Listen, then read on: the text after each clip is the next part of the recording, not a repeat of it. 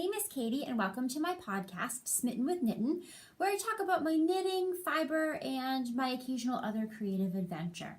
If you are a returning viewer, thank you so much for joining me again. I certainly appreciate you having you with me. And if you're brand new to the podcast, I hope that you find this episode to be enjoyable and that you'll consider giving me a thumbs up in the box below and perhaps even subscribing to the channel.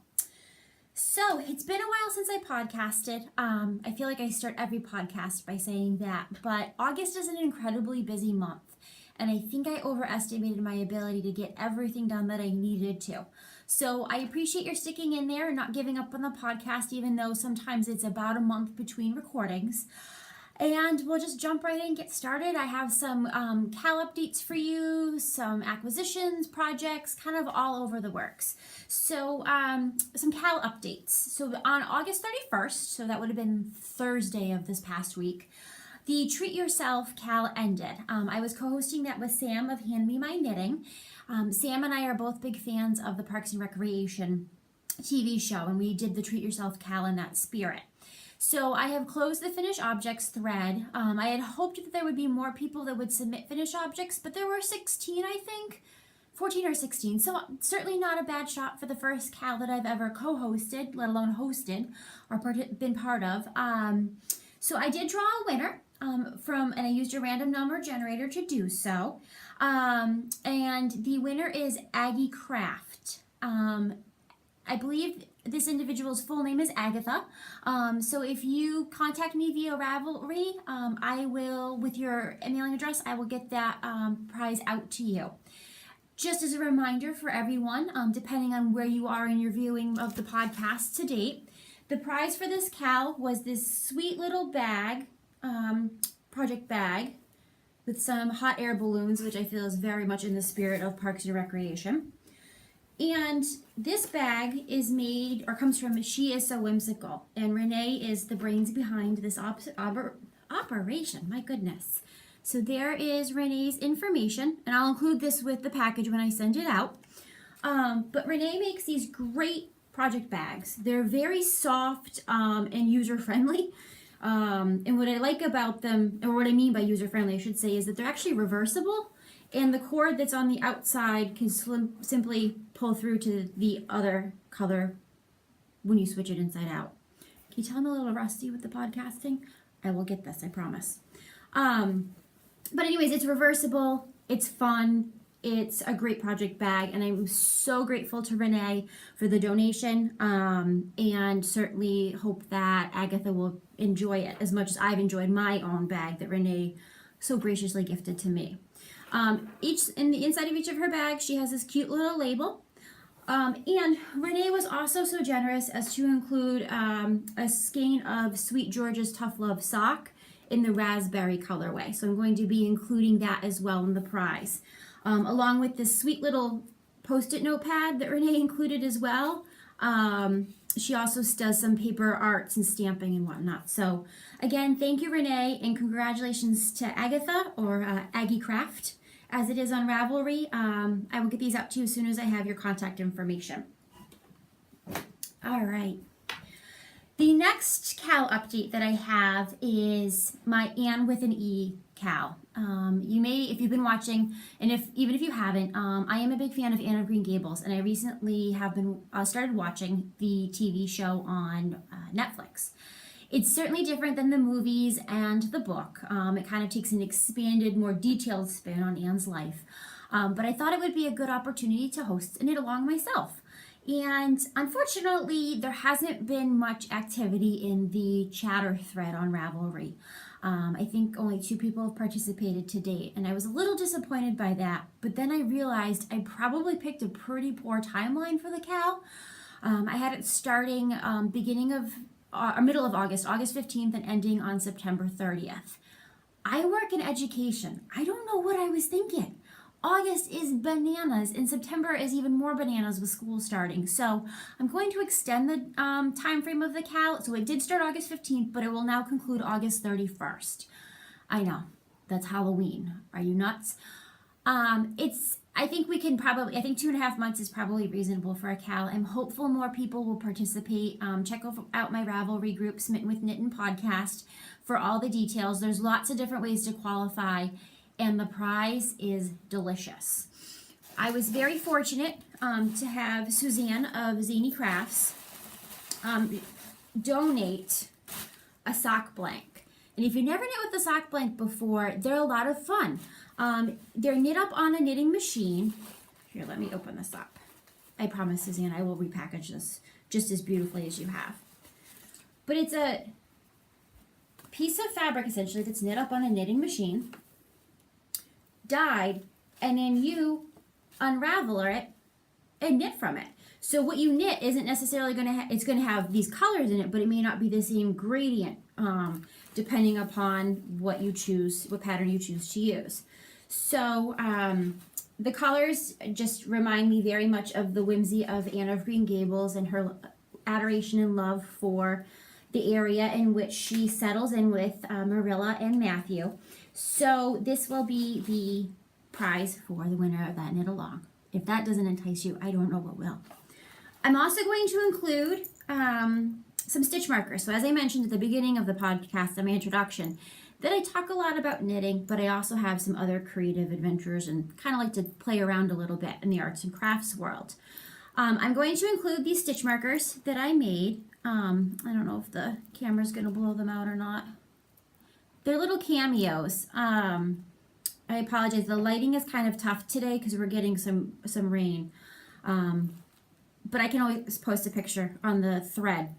Anyways, these cameos kind of reminded me of Merla's brooch that she accuses Anne of stealing, and it turns out that it actually wasn't stolen at all. It was just that she had misplaced it. So anyways, I'm going to throw those in as part of the prize as well. All right, so that's a lot of Cal or knit along activity. Some general updates related to knitting. So as I mentioned in the last podcast, I was contacted by Love Knitting. They found my podcast and my blog, and they wanted me to partner with them or collaborate with them. And they sent me some Melamia yarn. It's Melamia is naturally soft merino. If you're not familiar with what the tag looks like, there it is. They sent it to me in 3 colors. Now I can't remember them. One was coral, one was forget-me-not, and one was seaside. How I can't remember that, I don't know. But anyways, they sent me these 3 50-gram balls and said basically knit up whatever you want. Use it in a project. Let us know what you think. I love this yarn. It's so soft. And it's got really good stitch definition as well. I was sharing this discovery, or this opportunity rather, with our local yarn store, Eva, who owns the store. And I was, saying to Eva, do you have any suggestions? What do you think I can knit up with it?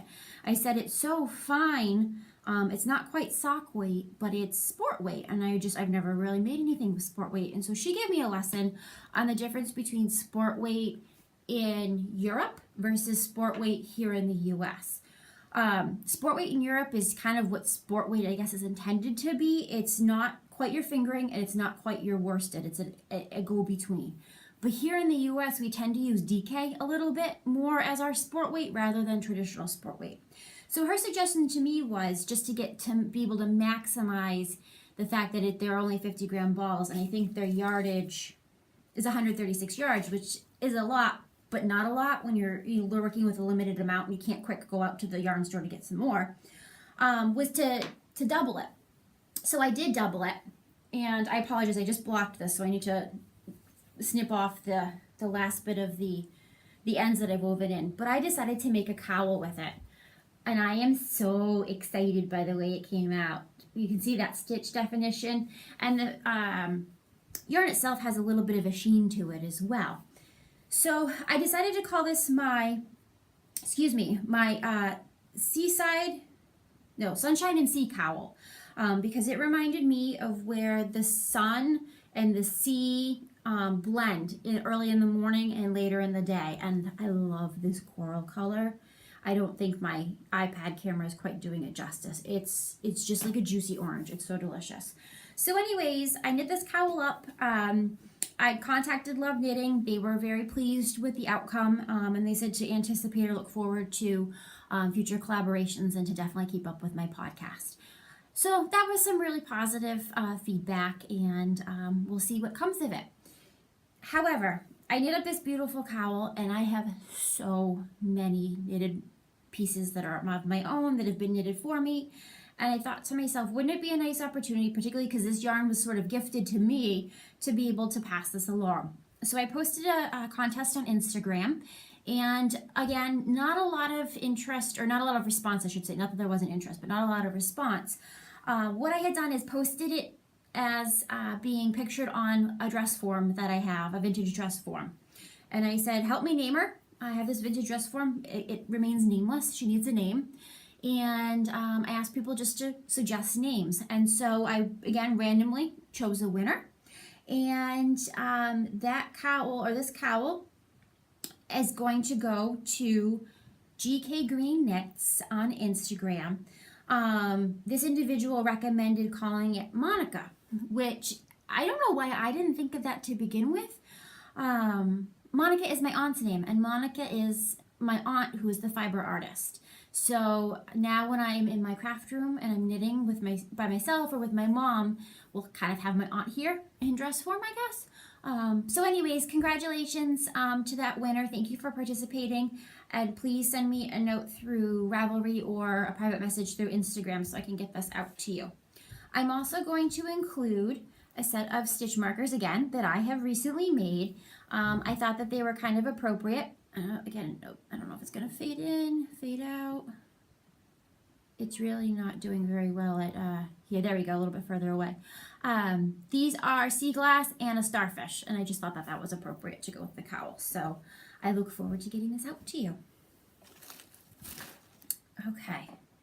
The last update I have, and I promise I will get on to actual content soon, and please feel free to fast forward if you'd like, but I just wanted to quick talk about Fibershare. So I was matched up with my partners. I have not heard directly from the individual who will be sending me yarn, but I do know that she's from France, so that is really exciting. I'm going to get an international package.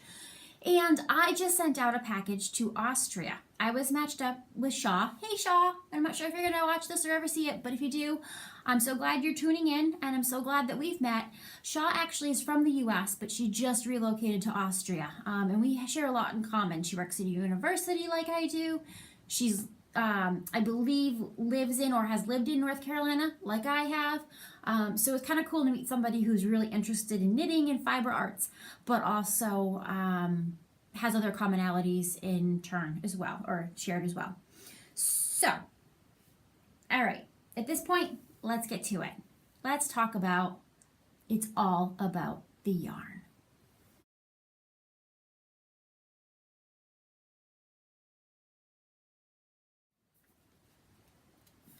Let me flip my note page here. So on the acquisition front, gosh, it feels like forever ago that I made some purchases.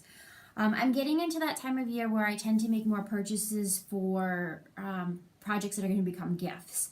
So what I'm about to share with you, some of it was gifts, some of it was selfish. The Homespun girls that I shared with you last week, they have their main winter sock line, or not last week, I'm sorry, last podcast.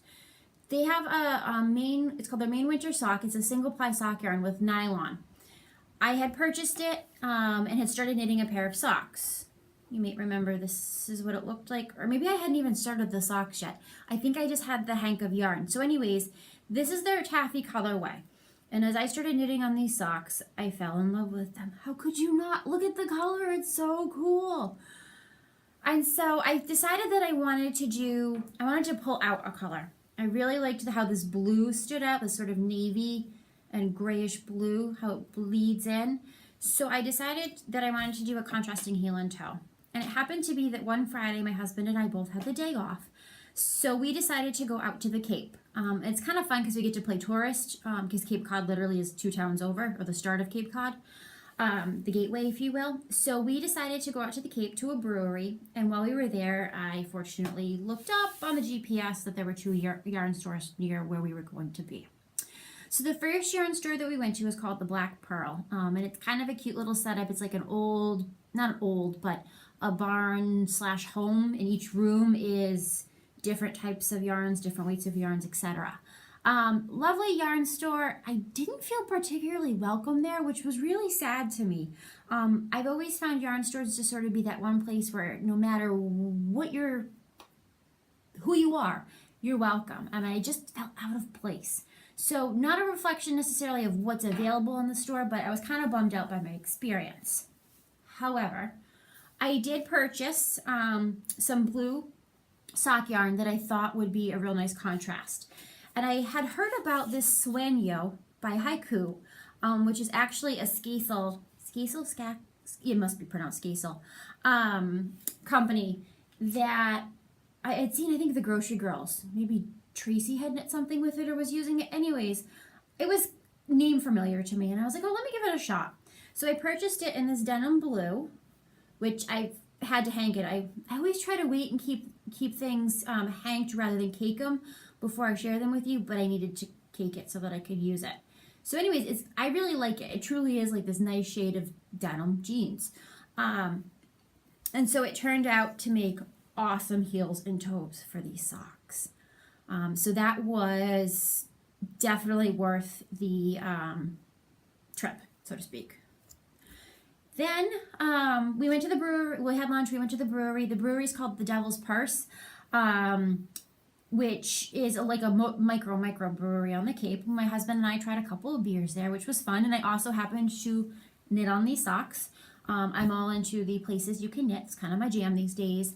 And then we kind of wandered around a little bit more and happened to be near another yarn store. And I feel terribly. I can't remember the name of the yarn store. I didn't save the receipt. And I didn't even look it up before I podcasted. So I apologize for that, but I will put it in the show notes. I loved this yarn store. It had so much to look at. And the really cool part is that they actually hand dye their own yarn. So they are, the yarn that they dye is called Cape Cod Yarn Company. And they dye them right in the back of their shop, I believe. So this color is called Wild Violet. Yes, I did pay $30 for this. Normally I try to hide the price. However, it was worth it.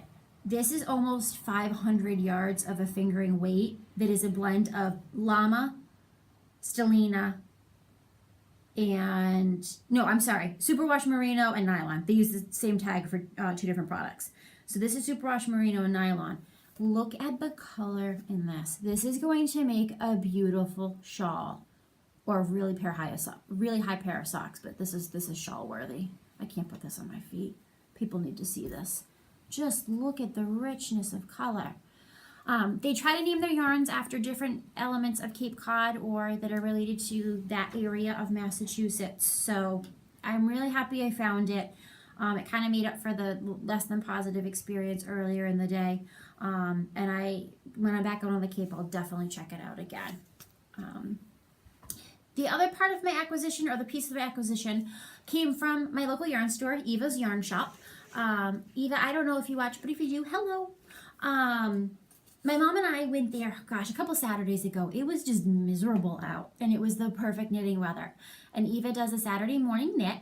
So we, Mom and I went and just kind of hung out with Eva and other women that come and go from the shop. There weren't any men there that day, but I think there on occasion might be, which I mention that because I think it's really great that knitting is a universal craft, that there are opportunities for everybody to participate. So I continued to work on my Jessie's Girl, which I'll show you in just a few minutes in my whips. But my mom really liked the socks that I made for my husband, the rye socks from Tin Can Knits. And so I said to her, do you think Dad would like a pair for Christmas? And she was like, yes, I definitely think that would be a good decision, a good Christmas gift. So I picked up this Plymouth Select. It's their worsted, oops, wow, that is really bad with the light. Worsted Merino Superwash. It's in this like rusty color. And Plymouth yarns, they just give their colors numbers. They don't actually name them, so I'm not sure what the actual name that's associated with this is. I think if you go onto their website, it'll tell you. But it's got like this brown, can you see it? Browns and rusts and whatnot. So this is 100% superwash merino. There is no nylon in it, which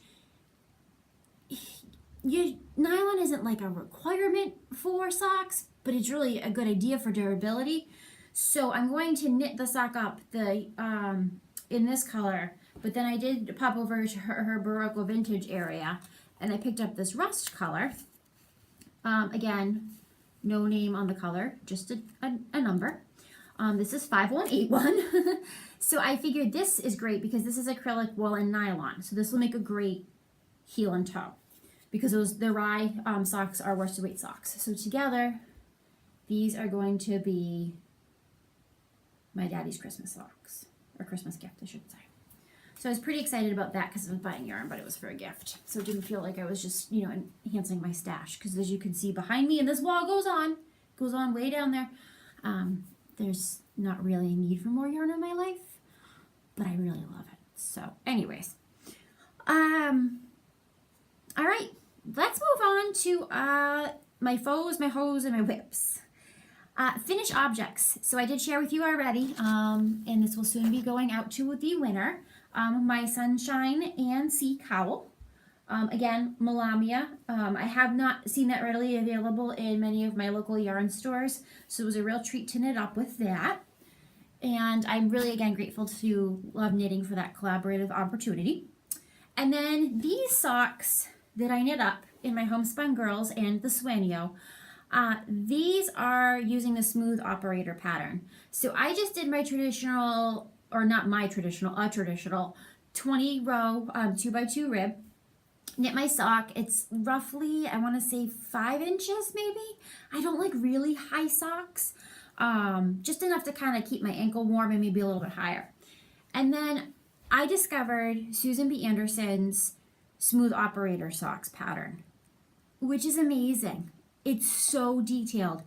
If you are on Ravelry and have a little bit in your PayPal account, I would recommend it because it's a pattern that you will keep referring back to. Not only does she have the basic pattern, but then she includes multiple pages with different tips and techniques that she's tried to kind of get to the perfect sock. So I did the heel.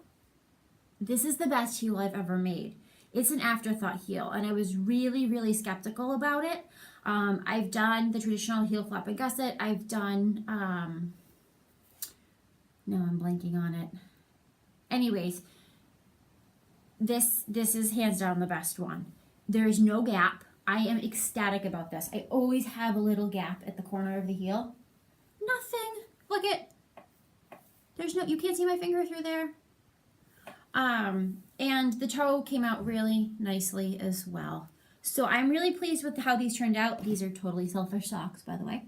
But I'm also just really excited that I came across that pattern because it will be my go-to from now on. I think I'm going to be I'm an afterthought heel convert, so to speak. I think that's the way I'm going to do the mitered heel. That's what I couldn't remember. I've done a mitered heel a couple times as well. So not that there's anything wrong with any of the other options, but this one just really worked for me. I know some people are a big fan of the Fish Lips Kiss.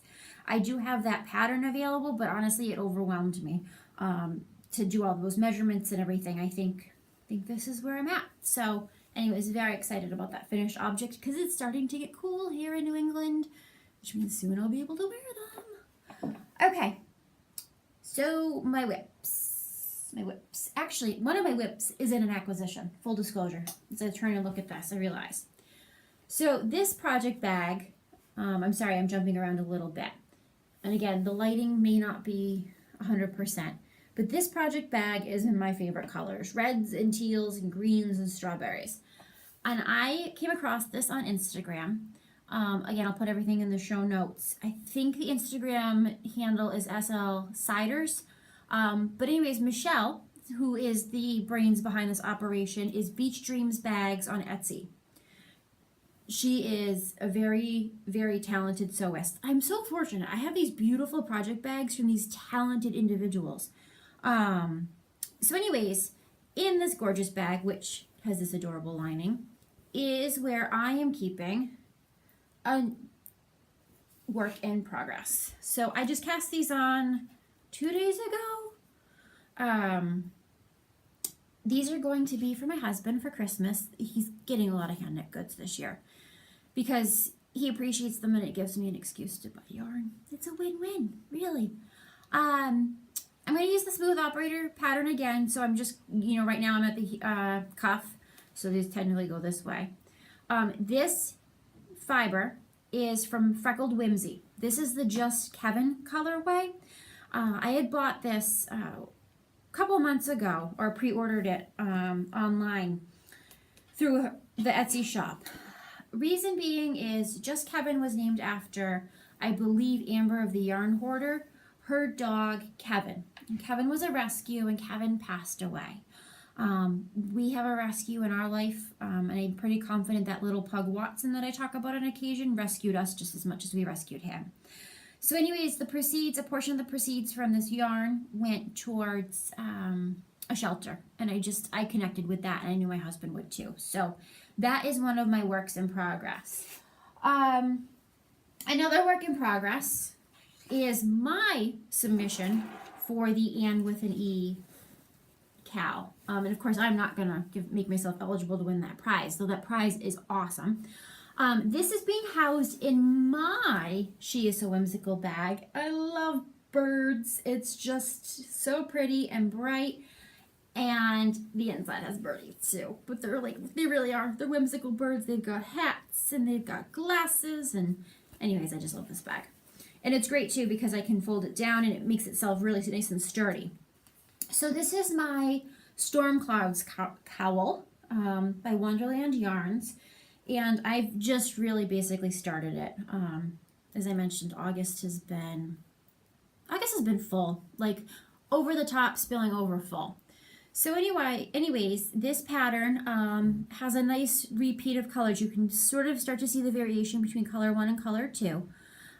Simple eyelet detail, some seed stitch, garter in the round, etc. The fiber itself is also Wonderland Yards. It is their Cheshire Cat in the Tum Tum Tree colorway. My father actually picked that up for me when he and my mom and their friends went to Webb's. So I'm glad I held on to it. It just, when I was thinking about the knit along and I was watching it in Green Gables and I looked over to my yarn stash, I was like, that's perfect. That's what I'm going to cast on. So this will be coming with me on our trip very soon. I'm going to bring this and the socks. My husband and I are Europe bound at the end of this week, actually. So I anticipate needing some things to keep my hands busy while we're on an 8 to 9 hour flight. And then I have no shame. I will knit on the deck while sunbathing in the Mediterranean. So I'm looking forward to making some progress there. And above all, I'm looking forward to going to Europe. It's going to be amazing. We've never been before. And we're very fortunate that we're going to be traveling with my in-laws who have made that trip before. So I'm just all sorts of excited. And then the other whip that I have made some progress on, I had anticipated, or the vision was that this would come with me to Europe as an article of clothing that I could wear. That isn't going to happen. But that's okay. Come next spring, I'm still going to have a great little t-shirt sweater. So this is Jessie's Girl. This is an Elizabeth Smith pattern. She's of the brown stitch. She has some really simple, basic, beautiful patterns that are timeless pieces to add to your wardrobe. She actually, I believe, just partnered with, was it Quince & Co. or Barocco? And has a couple patterns in a new volume that's coming out.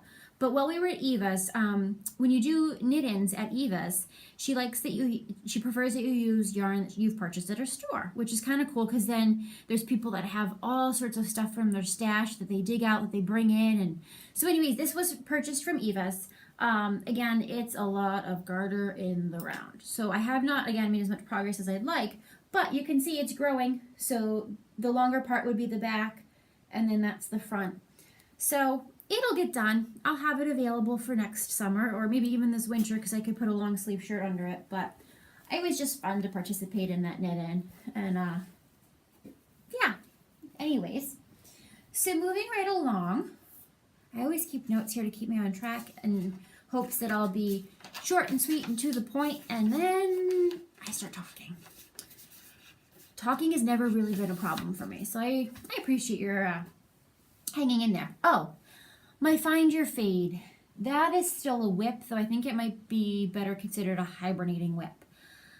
I'm not struggling with completing it because I know that once I do, it will be beautiful because I've picked such a variety of yarns that it's going to be sort of preppy and pink and green. And the part I think that has me kind of stalling on it is one, it's one I've got to pay attention to, I've got to think, so it's not a good Netflix and chill piece unless you're in a certain section of the pattern.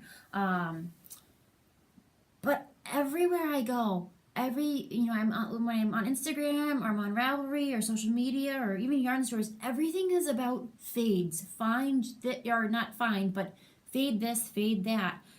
And I think it's like oversaturation.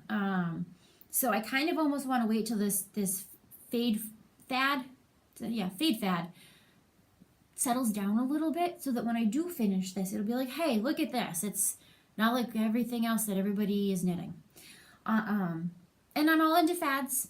This one I don't know if the fade thing is my jam, so to speak. But I still love the pattern, and it's not a super easy knit for me, again, because you have to really pay attention.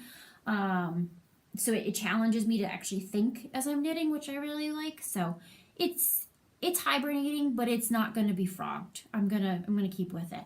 Of course, I've been saying this for about 4 episodes now, so some of you are probably like, could you just knit on it, show us some progress?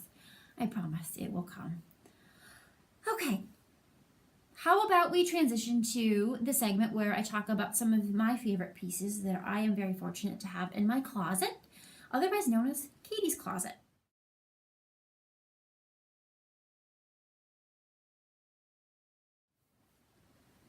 So, as I've often joked, I should call this Made by Mary, because the 2 pieces I'm going to show you today were made for me by my mom.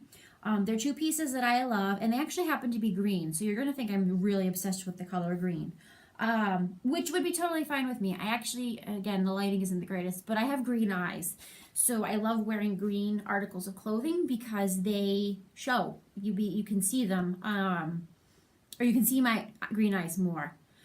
I promised I would get my act together as I podcasted, and I think I'm getting more tongue-tied as I go.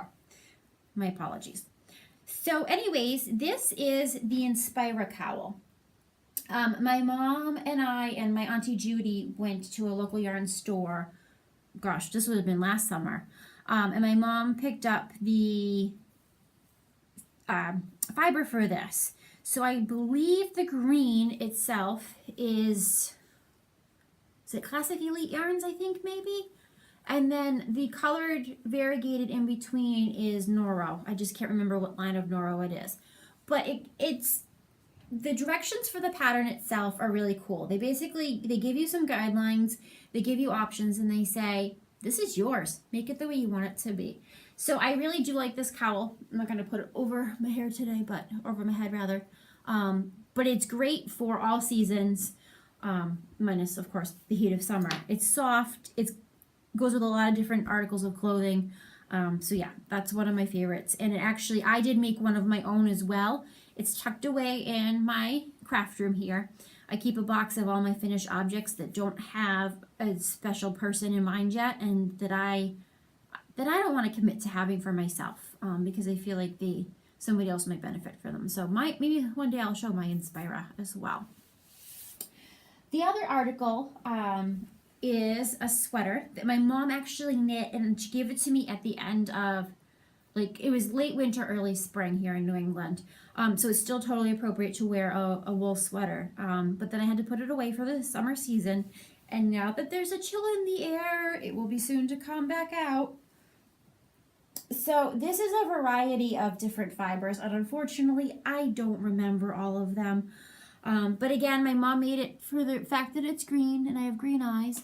I love it because it's a little bit of a boat neck when worn, and this eyelet pattern is really pretty as well. So I am looking forward to bringing this back out and getting all warm and snuggly in it. I've been really struggling with the fact that summer is almost over, but the cool air that we've had the last couple days is sort of selling me on the benefits of fall. So, oh, and before I forget, you might be thinking, what are you wearing today, Katie? This is actually something that my mom made me as well. So this is a Katie's Closet. This is a t-shirt, just a regular t-shirt. Like, I think my mom got it at Michael's or Target or something. But she crocheted, she did the edging, she crocheted it, and then she found a lightweight yarn and made the collar. So, and she also did the detail on the sleeves as well. I tell you, the woman, she's just very talented. It's the best way I can sum it up. She herself doesn't like the regular collars on t-shirts, so she did a couple of these for herself with different crochet designs. And as I mentioned in my first episode, I'm not a crocheter, or as I think I said, I'm not a hooker. Anyways, I said, can you make me one too? And I love this color of like watermelon sherbet-ish. So anyways, yeah, this is from my mom. So thanks, Mom. All right. How about some local love?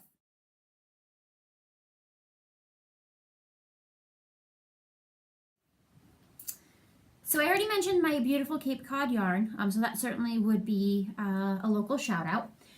And I keep thinking that I need to mention this, and I haven't. This is another local piece, local as in New England local. This little bag, which is quite sturdy, doesn't have much playability, is from Sea Bags in Maine. So in Portland, Maine, this is a shop or a business, and they take old sails from different boat or different sea vessels, and they turn them into bags. So this style, there's tote bags, there's wine holders. This one I don't believe was probably on an actual ship, just because I don't think that there would be a ship with anchors and hearts. But I got this and intended to use it as a yarn or project bag. My husband has since commandeered it, and it's where he keeps all of the cords for all of our technology, our iPads, our phones, etc., in the bedroom, which at least I can appreciate that he kept with the sea theme of our bedroom in using it. But that's not what I had intended it for. Anyways, we got this we were in Portland, Maine. It would have been Valentine's weekend of 2016. It was bitter cold, like 20 below. Like the F-150 that we have didn't want to start cold. So we picked this up in Maine anyways, in Portland. And it's kind of one of those memoirs of the trip, but I just think it's really funny that he's completely repurposed it for me. And of all things, it holds cords. So anyways, this is a local love. It is a locally made product. They do have a website, very sturdy, certainly, worth exploring for multiple different uses. The other shout out that I want to give today for local love is actually to a fellow podcaster, and that is to Jen Sheelan. Jen is an indie dyer and also creates knitting patterns. She's out of Hingham, Massachusetts, which is just north of where we live here in New Bedford. It's another seaport city. I came across Jen's podcast. I couldn't even tell you how I did. It was probably through Instagram and following somebody's hashtag or handle. Jen's awesome. She has so much energy. She also has 2 cute dogs that she brings on her podcast, so I completely relate to her in that regard. But Jen was also really kind. When I first started following her and liking her posts and reaching out to her, she offered to donate a pattern for a prize in the future. So I certainly will be taking you up on that, Jen. And I thank you for that generous offer. But I wanted to give you a shout out today because I really enjoy your podcast, your local, and I definitely need to get my hands on some of your beautiful yarn. And the last piece of local love, I'm going to tie it in with something I promised to give you an update on last podcast, is goat yoga. So a group of my girlfriends and I went to one of our local farms in Middleton, Rhode Island, and Simmons Farm, I believe, is the name of the farm. They have all kinds of livestock. They have sheep, goats, cows, turkeys. It's an active farm. You can get your fresh milk there. But we decided to go participate in their goat yoga. So we literally did yoga with goats until it started to pour rain. I mean, not like a little, sprinkle here and there. It was buckets coming from the sky. So unfortunately it got cut short, but I'm going to include some pictures of us attempting yoga with the goats, and then we actually decided to use the towels we brought as yoga mats to wrap the goats up and carry them. Fortunately, they had a couple pickup trucks, so they came up the mountain, got us, and brought us back down in the rain. But it's a beautiful location. It actually, when you get to the top of this sort of peak, there's a little, there's a view of Narragansett Bay, which is just lovely. So on a beautiful day, it would be a perfect location to do yoga. And it was really fun to play with the goats. They just kind of mosey around, munch the grass. Sometimes they lay next to you, or they try to climb on you as you're doing yoga poses. Because of the weather, they weren't so interested in anything but getting dry that day. And you actually walk the goats up on leashes up the hill. So I've walked my dog many a time, but that was my first time walking a goat, and they're just funny animals. I love them. They're adorable. So anyways, if there is goat yoga available in your area, I highly recommend it. All right, I think we're going to wrap things up. My next podcast will likely be late September. At that point, I'll have returned from the Mediterranean. I will also have some updates for you. My mom and I are going to embark on some indie dyeing. I apologize for the crinkling noise here. We have some pokeberry weed, or pokeweed growing in our front yard, which the berries themselves are highly poisonous. You have to cook them or boil them a certain number of times, from what I understand, to remove that element. But they apparently make very good dye. So I've let the weed grow. We've kept the dog away from it. And we are at a point, we being my mom and I, where we're ready to use some of those berries to dye yarn. I think that from what I understand, the colors will come out quite vibrant in the beginning, but like any natural dye, they'll fade over time. But MissKnitSea had this sort of Maker's Black Friday a couple weeks ago. So I was able to get 10 skeins of their Cloudborn Highland Superwash twist sock in this ecru color, which actually is quite pretty, as natural as it is. But I'm really looking forward to dyeing with it. I hadn't heard about Cloudborn fibers until I started watching the Grocery Girls. They're off our needles on MissKnitSea, and they had said good things to say about it. So I bought the sock yarn simply because I'm on a sock kick, but it can also be used for shawls. So we have 10 of these. I don't think we're going to use all of them for the pokeberry, but stay tuned for an update on the adventures in my attempting indie dyeing in my mom's kitchen.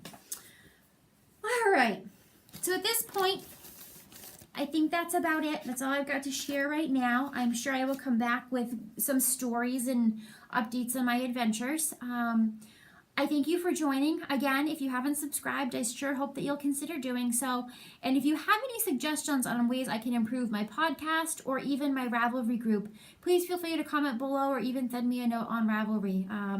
I really am trying to grow my fiber family, essentially, and look forward to being able to do so with input from the community that I'm looking to develop a relationship with. So, other than that, thanks so much for joining, and I hope that you have a great day. Keep those needles moving.